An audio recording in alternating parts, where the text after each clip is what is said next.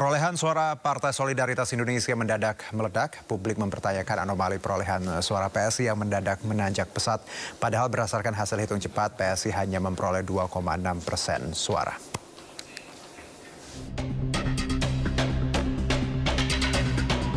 Perolehan suara Partai Solidaritas Indonesia mendadak melejit. Hingga Sabtu siang perolehan suara PSI menyentuh angka 3,12%. Hal ini sontak menimbulkan kecurigaan. Bagaimana tidak? Dalam hasil hitung cepat, partai berlogo mawar merah itu terancam tidak lolos ambang batas parlemen dengan hasil 2,6%. Namun dalam hitungan KPU, suara PSI yang semula 2,29 juta ada kenaikan lebih dari 103.000 suara dalam kurun waktu 29 jam. Kini, perolehan suara PSI menyentuh 2,39 juta suara atau 3,12%. Pengamat politik dan juga Direktur Eksekutif Indikator Politik Burhanuddin Muhtadi turut mengkritisi anomali perolehan suara PSI yang melesat, melebihi hasil hitung cepat sejumlah lembaga survei. Melalui cuitan di akun X, Burhan berpesan kepada PSI untuk menerima lapang dada ketimbang berhasil lolos ke parlemen, namun menimbulkan delegitimasi terhadap hasil pemilu 2024. Anomali tidak hanya terjadi pada suara PSI, tetapi juga Partai Gelora. Baik PSI dan Gelora, keduanya merupakan partai koalisi pengusung Capres-Cawapres nomor urut 2, Prabowo Subianto dan Gibran Rakabuming-Raka. Sementara dalam berbagai kesempatan, PSI percaya diri partai yang dipimpin putra bungsu Presiden Jokowi Kaisang Pangarep akan lolos parlemen di pemilu 2024. Dari Jakarta, Tim Liputan iNews melaporkan. Ya, lonjakan suara yang tidak masuk ke akal dialami oleh Partai Solidaritas Indonesia hingga Minggu siang perolehan suara PSI menyentuh angka di 3,13%. Padahal berdasarkan data yang dimiliki Koalisi Masyarakat Sipil per 26 Februari, suara PSI hanya sebesar 2,68%. Sementara itu suara Partai Perindo justru hampir tidak ada pergerakan di sistem informasi rekapitulasi atau Sirekap. Bagaimana menanggapi hal ini dan untuk membahasnya sudah bergabung bersama kami Wakil Ketua Umum DPP Perindo Partai Perindo, Bang Boyke Nofrizon, dan Direktur LBH dan juga juru bicara bidang hukum PSI, ada Mbak Francine Wijoyo dan pengamat politik Henry Satrio. Assalamualaikum, selamat sore Bang Boyke, Bang Henry, Mbak Francine. Selamat sore. Iya, terima kasih sudah bergabung bersama kami dengan Juno di studio. Saya ke PSI dulu boleh ya Mbak Francine? Kalau kita lihat ini grafiknya yang luar biasa naik dan tadi angkanya terus berubah dan terus bertambah. Banyak mungkin kita tidak ingin framing karena ini open discussion, kita akan berdiskusi karena tidak hanya PSI, sebenarnya PKB pun juga naik 1% dari hasil quick count seperti itu, bahkan Gelora juga. Kalau dari PSI menanggapi banyak tudingan seperti ini, bagaimana Mbak Francine menjawabnya? Nah, ini lucu ya. Kenapa semuanya banyak sekali, ini sayang banget sama PSI. Jadi apa-apa PSI duluan nih yang jadi paling terdepan ya. Padahal kalau kita lihat ya kan dari beberapa partai juga semua ada cukup banyak yang mengalami kenaikan. Ada PKB, ada Gelora, bahkan juga P3 naiknya cukup signifikan ya kalau dibandingkan tadi dengan hasil-hasil survei ya. Masalahnya adalah sekarang kan hasil survei itu kan bukan sesuatu yang fix kan, gitu. Sementara yang kita akan jadi patokan nanti di sini adalah real count dari KPU. Nah, kalau dilihat dari Sirekap ini kan memang ada perubahan-perubahan jumlah lah. Kadang kemarin sempat naiknya cukup signifikan, kemudian juga terdapat koreksi. Nah, ini semua kan kami rasa ini semua adalah hasil dari kerja keras dari teman-teman yang mengawal suara. Ini kan jadi kan ya kan di lapangan kan mereka cocokkan dengan C1, kemudian juga kami juga menemukan selisih-selisih suara yang cukup signifikan ya. Jadi kalau misalnya di beberapa TPS itu ada yang misalnya PSI atau perorangan dapat suara 10 sampai 15 misalnya, tapi ternyata tercatatnya 0. Nah, ini kenaikan-kenaikan ini bisa jadi juga karena terjadi kesalahan pencatatan tersebut. Jadi masih dalam taraf wajar lah. Jadi memang karena proses berlangsung dan tadi ada koreksi-koreksi dan mungkin saja ya Mbak ya, karena suara pun yang belum dihitung masih ada puluhan juta dan mungkin aja basis itu basis pendukung Jokowi termasuk PSI yang partainya Pak Jokowi ya Mbak Francine ya. Iya, betul Oke, sekali. baik. Ya. Saya ke Bang Boyke. Bang Boyke, bahwa kita melihat ada beberapa partai termasuk PSI yang naiknya cukup signifikan. Sementara beberapa partai lain malah tidak ada pergerakan dan bahkan Perindo juga suaranya hilang. Bagaimana Bang Boyke dan teman-teman Perindo menanggapi ini? Oke, terima kasih ya. Saya berpikir gini ya, kalau tadi ada ucapan yang disampaikan bahwa ada kenaikan angka dari PKB. Lalu ada kenaikan angka dari P3. Lalu kita lihat dulu dampaknya bahwa kita bicara PKB, kita bicara P3 adalah partai lama. Oke. Yaitu partai yang telah memiliki konstituen yang jelas dan lengkap. Partai yang telah memiliki keterwakilan di DPR RI, DPRD Provinsi, Kabupaten Kota. Kalau memang ada kenaikan yang signifikan, saya pikir hal yang wajar. Karena partai itu memiliki basis pemilihnya, sudah terbentuk. Dan jejaringan sudah terbentuk. Nah, kalau kita membahas persoalan di luar dua partai itu, kita bicara di sini ada PSI, bicara Gelora. Maaf ya, bukan saya mengkritisi, tapi saya coba untuk mewadahi apa yang menjadi pendapat dan pandangan publik. Baik. Karena saya di lapangan, 8 bulan saya di daerah pemilihan dapil, yang Mojokerto, Nganjuk, Madiun, bla bla bla ya. Ada 6 kabupaten kota. Saya turun di lapangan loh. Maaf loh. Tidak ada yang turun. Kalau spanduk iya, kalau baliho dari teman PSI ya. Tapi kalau bicara soal tadi ketercintaan masyarakat terhadap PSI is okay. Itu pilihan masyarakat ketika memilih partai politik. Tetapi kan harus ada rekam jejak yang jelas. Lalu ada napak tilas. Kita tidak melihat ada napak tilas bagaimana merekrut suara pemilih menjadi suara kita. Itu suara.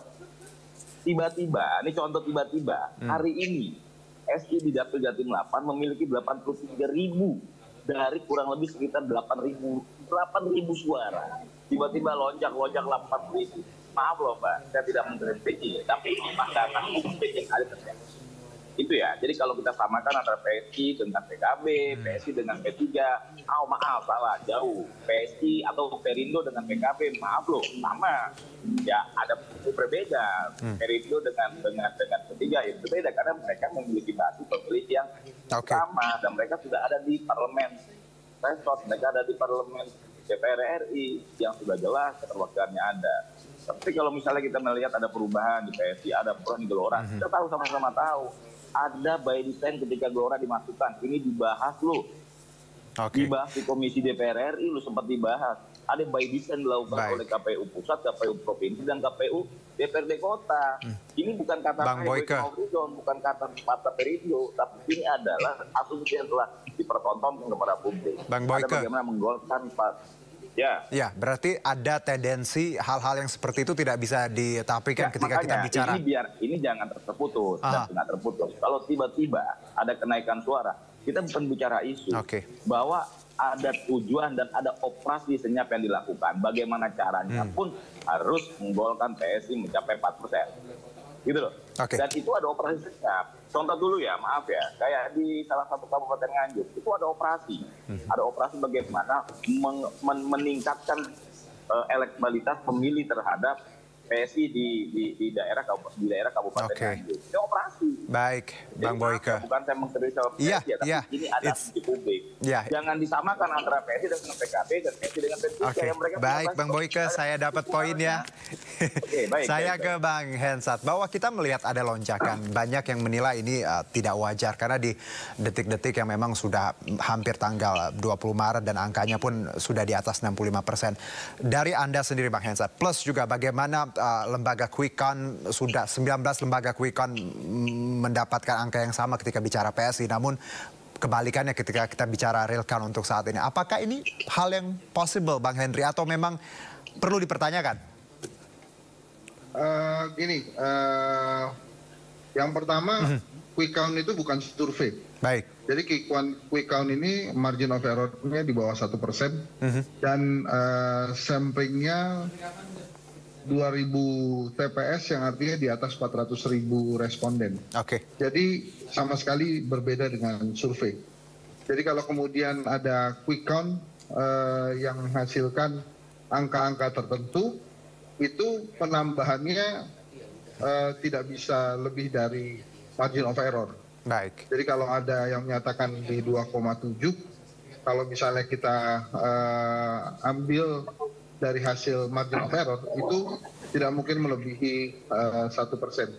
Berbeda dengan P3 dan PKB ya, yang semua lembaga survei menyatakan PKB terutama itu memang sudah lolos, sementara kalau P3 ada beberapa lembaga survei yang mengatakan mereka lolos. Jadi kalau kemudian anomali ini ada di PSI, sangat wajar, dan kemudian wajar juga bila banyak sekali masyarakat mengkait-kaitkan keajaiban PSI dengan keajaiban diangkatnya Kaisang 2 hari menjadi ketua umum PSI. Jadi sangat wajar kalau secara politik kemudian masyarakat kembali menghubung-hubungkan antara PSI, Kaisang, Gibran, dan Jokowi.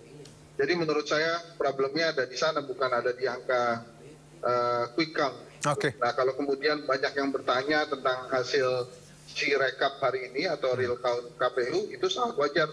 Tapi menurut saya yang harusnya berteriak lantang itu adalah partai politik peserta pemilu dan caleg-caleg dari partai politik lainnya, karena ini bukan ranahnya rakyat untuk, walaupun rakyat dirugikan, tapi harusnya yang berteriak paling lantang adalah partai politik saingannya PSI atau caleg-caleg yang berada di daerah masing-masing. Jadi kalau tadi misalnya Bang Boyke bilang ada tambahan dahsyat di daerah dapil tertentu terhadap suara PSI, ya itu tinggal di bawah. Nah ini sebetulnya kan semua lembaga survei yang melakukan quick count pileg itu kan punya juga form C1-nya. Nah itu nanti tinggal dibandingkan kenaikannya seperti apa. Yang ramai di media sosial misalnya ada sebuah TPS yang PSI-nya 0, terus kemudian kalau nggak salah nambah 69 dan lain-lain, itu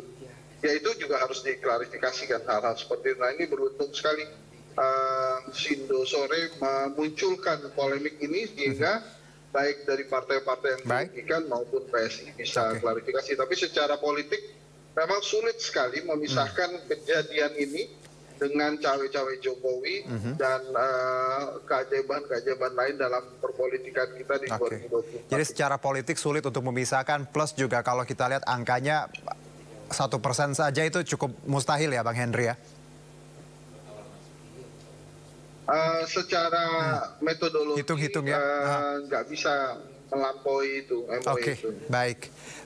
Jadi kalau dipertanyakan sangat baik sekali.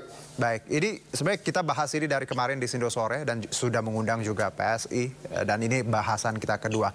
Ketika saya mungkin ke PSI lagi, saya ke Mbak Francine, bahwa ya semua sangat dinamis. Sirekap ya sempat error, sempat ya tadi bisa naik turun segala macam, dan itu juga Mbak Francine sebutkan bahwa proses terus berlangsung. Tapi ketika ada anggapan-anggapan seperti ini, tentunya teman-teman PSI mendengar akan hal ini, bagaimana tadi nuansa politis atau angka-angka yang dipertanyakan. Apa langkah kedepannya agar tadi walaupun nanti memang angkanya akan seperti ini, pertanggungjawabannya seperti apa Mbak Francine dari PSI, bahwa this is legal, yang kami dapat adalah memang sesuatu yang real di lapangan? Ya, ini kan sesuai dengan instruksi dari Mas Ketum kami gitu kan, instruksi dari DPP PSI, bahwa yang dilakukan PSI selama ini adalah bukannya teriak-teriak, oh ada curang di sini di situ gitu ya. Tidak, kami tidak melihat ini sebagai kecurangan atau sebagai tadi ya asumsi ada operasi senyap dan lain-lain. Tapi yang kami lakukan adalah betul-betul mengawal suara ini dari TPS, kemudian dari kelurahan, kecamatan, dan sekarang juga lagi teman-teman lagi berjuang ya.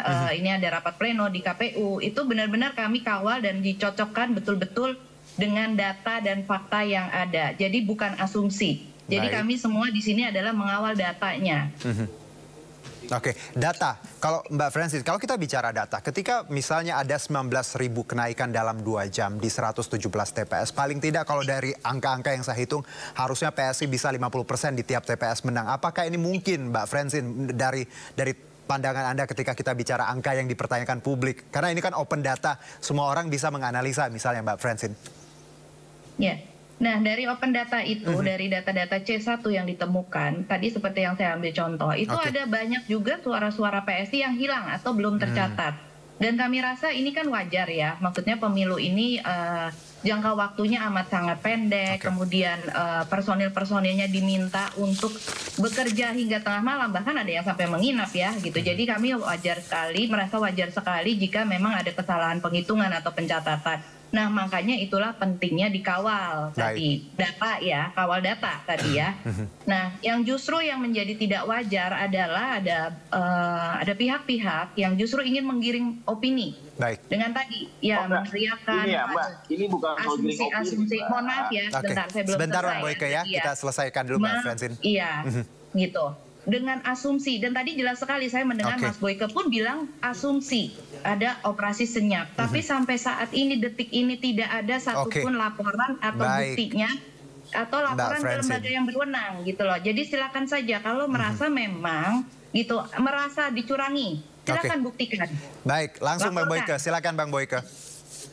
Ya, ini bukan bicara soal asumsi atau bicara soal apa, tapi ini bicara realita di lapangan. Sekarang gini, berbanding lurus, yang dikejar sama PSI adalah parliamentary 4%. Apakah berbanding lurus dengan keberhasilan caleg DPRD provinsi dan DPRD kabupaten kota di 514 kabupaten kota di Indonesia dan 38 provinsi? Atau operasinya hanya untuk menaikkan elektabilitas atau parliamentary 4% yang menjadi ambang batas partai politik lolos di parliamentary threshold? Kalau nanti misalnya, ini kan operasinya kan menaikkan tingkat elektoral 4% agar partai ini lolos menjadi partai parlemen. Kan itu persoalannya. Berbanding lurus ya dengan keberhasilan caleg-caleg teman-teman DPRD PSI kabupaten kota dan provinsi. Ini loh. Jadi kalau ini terlihat nyata, itu gampang membedahnya. Itu satu. Kedua, kita bicara politik bicara adab. Kita bicara politik bicara moral. Gitu loh. Kalau kita berhasil dan menang karena memang keinginan masyarakat dan publik, kita terima. Kan ada pertanggungjawaban setelah kita meninggal. Hati-hati loh. Ada pertanggungjawaban itu. Bang Boyke. Hari ini kita bicara kita menang segala macam, tapi bicara adab dan bicara moral. Kalau kemenangan itu dihasilkan dari hasil-hasil yang tidak diinginkan, bukan kemauan masyarakat karena kemauan kekuasaan dan keinginan dari gelapnya mata hati untuk memenangkan pertarungan, itu nggak bagus, itu nggak keren, nggak bangga, publik nggak bangga. Sekali lagi dikedepankan adab dan moral dalam berpolitik. Poinnya tadi Mbak Francine bahwa ketika pertanyaan misalnya harusnya berbanding lurus dengan tadi 514 kabupaten kota, apakah di lapangan juga ditemukan ada kenaikan bahwa ya wajar naik sekian karena kabupaten kota juga PSI meningkat dari angka-angka sebelumnya di bahkan pemilu 2019. Bagaimana Mbak Francine? Ya, tadi kan saya sempat menangkap ya waktu di awal-awal kan Mas Boyke bilang bahwa yang partai-partai lain itu sudah punya basis pemilih, terutama untuk yang tingkat DPR ya, sedangkan PSI dianggap tadi ya belum mempunyai basis pemilih. Nah, sementara kita lihat sendiri faktanya ya, kalau misalnya di DPRD tadi sebelumnya PSI ada 72 Alex dan sekarang posisi sampai saat ini sekitar 170-an. Alex di tingkat DPRD. Ini kan kenaikan yang sangat signifikan. Dan biasanya kenaikan, tunggu sebentar ya Mas Boyke, ini senang sekali ya memotong pembicaraan orang lain ya. Gitu. Tadi padahal katanya Mas Boyke mengedepankan adab dan moral, tapi tidak bisa mendengar orang lain berargumen. Silakan Mbak Francine. Saya kembali lagi tadi adalah datanya dari 72 sampai 170-an calon Alex DPRD. Ini kan sebuah kenaikan yang cukup signifikan. Nah, peningkatan-peningkatan ini juga diikuti dengan peningkatan-peningkatan suara untuk di level DPR RI-nya, gitu. Nah, kalau dilihat ya tadi, kalau ngomongin angka, ngomongin data, tadi kan yang dikedepankan cuma adab moral, fakta dan datanya mana, buktinya mana. Kalau menuduh operasi senyap, silahkan buktikan. Itu saja. Baik. Sekarang saya ke Bang Henry. Bang Henry dulu ya, Bang Boyke. Soalnya Bang Henry banyak diemnya. Sayang nih Bang Henry harusnya banyak bicara. Ketika kita bicara bukti ya, yang disebutkan Mbak Francine tadi Bang Henry, bahwa sulitkah untuk membuktikan ini ketika kita tahu nanti misalnya hasilnya ya kira-kira akan seperti ini. Karena kita punya C1 dan nanti plenonya juga semuanya pasti memegang. Jadi bisa dicocokkan sebenarnya. Bagaimana Bang Henry melihat pembuktiannya ketika memang ada angka-angka yang dirasa kurang baik? Sulitkah? Iya, kalau di MK kan sangat sulit sekali untuk dibuktikan. Kayak misalnya ada tuduhan TSM, ada kepala desa yang diancam dan diharuskan untuk memenangkan salah satu partai tertentu atau salah satu calon presiden tertentu ini misalnya, maka di sidang MK itu kepala desa harus bisa jadikan saksi, dia harus datang gitu. Nah siapa yang mau kayak gitu? Siapa yang berani menyerahkan lehernya untuk maju di sidang MK gitu ya?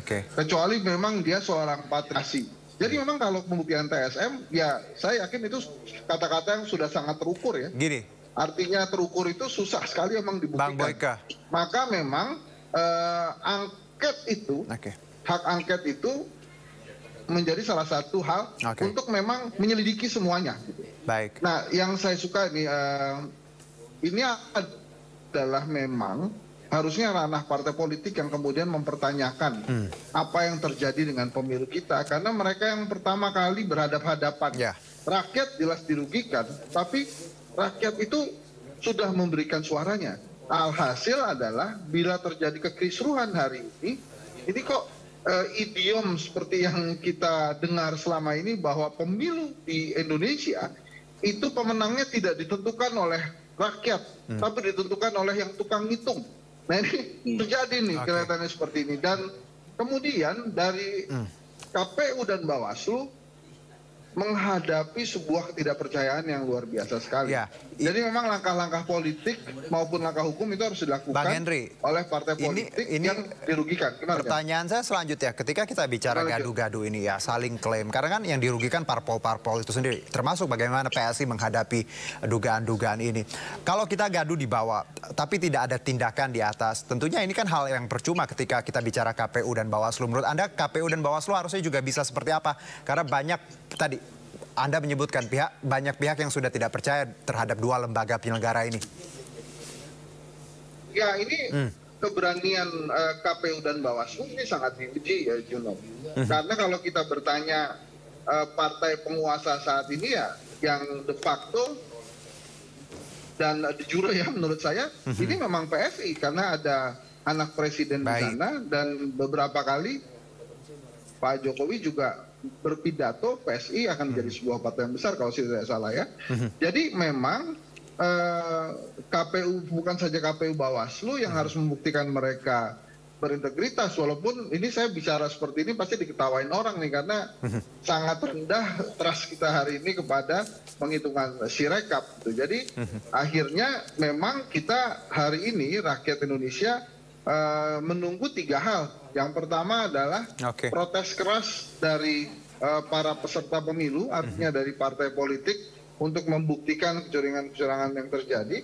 Kemudian yang kedua, hak angket yang digulirkan untuk menyelidiki keanehan dan keajaiban penyelenggaraan pemilu 2024. Yang ketiga adalah bagaimana rakyat bersatu padu untuk menjaga negara dan demokrasi dari cawe-cawe yang tidak berkesudahan ini gitu. Jadi tiga hal itu saja yang akan menjadi catatan penting. Jadi kalau tentang quick count itu datanya tidak perlu diragukan lagi, datanya memang seperti itu.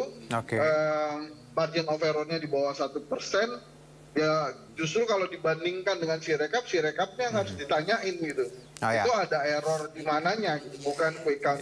Itu kira-kira Juno. Karena KPU pun menyatakan bahwa Sirekap memang anomalinya di ratusan titik TPS itu sudah diakui KPU sendiri ya dalam konferensi pers beberapa waktu lalu. Saya ke Bang Boyke. Bang Boyke, kalau kita begini Bang Boyke, Perindo tentunya ini banyak suara yang hilang, tidak hanya Perindo, beberapa partai yang ya tendensinya bukan pendukung tertentu seperti itu nampaknya dirugikan dalam pemilu kali ini. Apa yang dilakukan Perindo dan teman-teman? Karena kalau kita bicara gaduh-gaduh seperti ini tidak ada langkah, tentunya akan sangat sia-sia karena kan semuanya harus legal dan berdasarkan hukum. Yang pertama gini ya, pertama kita pergi loh. Ketika kita menciptakan partai politik, ada visi misi dan tujuan. Tentunya berbasis terhadap kebangsaan dan kenegaraan.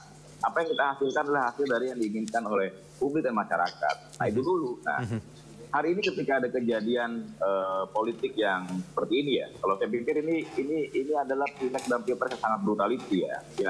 Yang kalau kita, kenapa saya bilang begitu? Karena Kalau kita lihat ada beberapa pandangan dan pendapat ya, ada pidato yang terjadi di luar sana mengatakan kalau di Amerika pemilihannya itu 1 hari baru bisa ketahuan siapa pemilihnya. Dark joke itu ya. Lalu kalau di negara itu seminggu. Kalau di Indonesia sebelum ada pemilihan sudah tahu siapa yang menang. Nah, ini kan anekdot yang disampaikan oleh pihak luar. Nah, bagi saya itu ini ya kita nggak bisa mengatakan dia atau tidak, tapi paling tidak persepsi publik yang sangat negatif itu sudah keluar. Nah, pertama ketika terjadi kebrutalan itu, kita menganggap bahwa Perindo mengatakan bahwa pesan yang disampaikan oleh masyarakat adalah pesan moral dan pesan adab dalam berpolitik itu satu.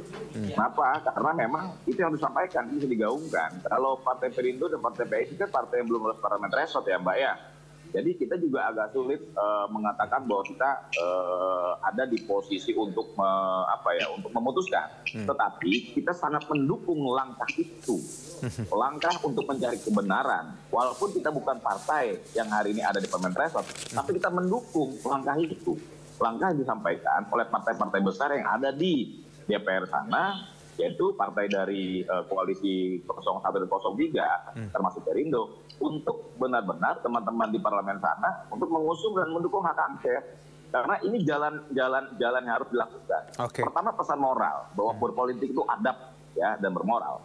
Kedua yaitu hak angket yang digagas oleh kawan-kawan dari pihak 01 dan 03, yaitu harus benar-benar didukung.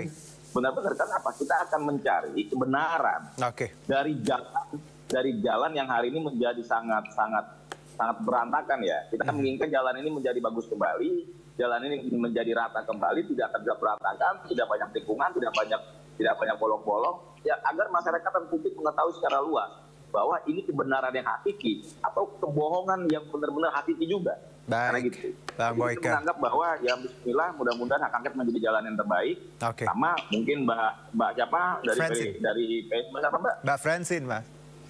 Mbak PSI juga mendukung ya langkah-langkah hak angket kalau memang PSI merasa bahwa kemenangan ini kemenangan rakyat, kemenangan suara PSI, kemenangan yang diciptakan oleh rakyat.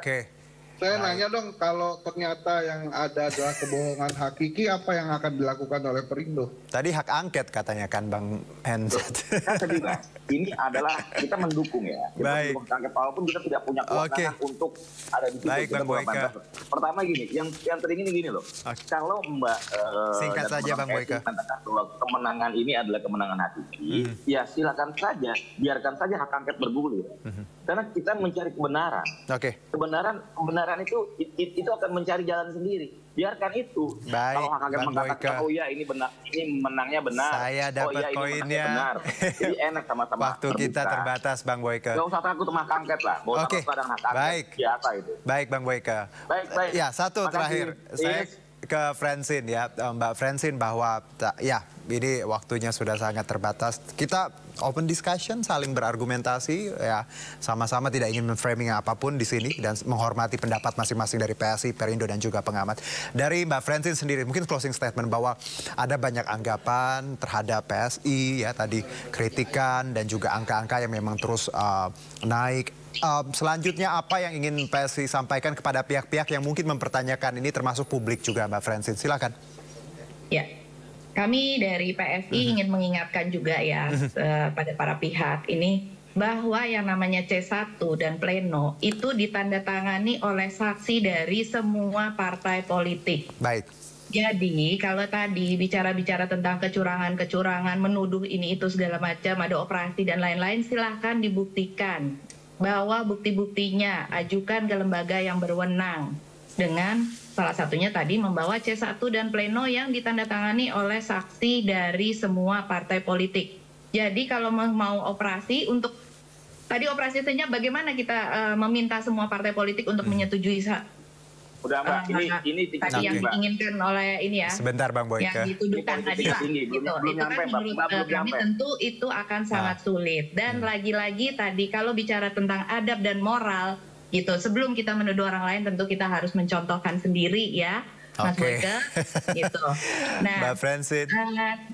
Terakhir, tadi kami berterima kasih atas doa baiknya. Tadi Mas Henry sempat bilang bahwa PSI akan menjadi partai berkuasa. Kami aminkan ini sebagai doa baik. Dan kami di PSI akan terus mengawal dan menjaga setiap suara yang menjadi amanah dari rakyat Indonesia ini. Baik. Kami akan kawal terus, termasuk sekarang ini teman-teman lagi kawal di KPU. Oke, baik ya. Semangatnya tadi amanah. Partai penguasa, Jun. Kenapa Bang Hensat? Partai berkuasa. Partai penguasa. Oke, baik. Sudah waktunya terbatas.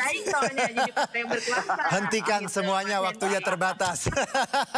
Terima kasih Bang Boyke, Bang Francine, terima kasih ya. Ini one woman show di antara kelompok maskulin ini luar biasa. Bang Hensat juga boleh pantun satu nggak? Dikit boleh, boleh ya. Biar kita tutupnya cair dikit ya. Beli duku sama si pitung. KPU jangan salah hitung. Bye-bye. Terima kasih semuanya. Oke, Bang. Terima kasih.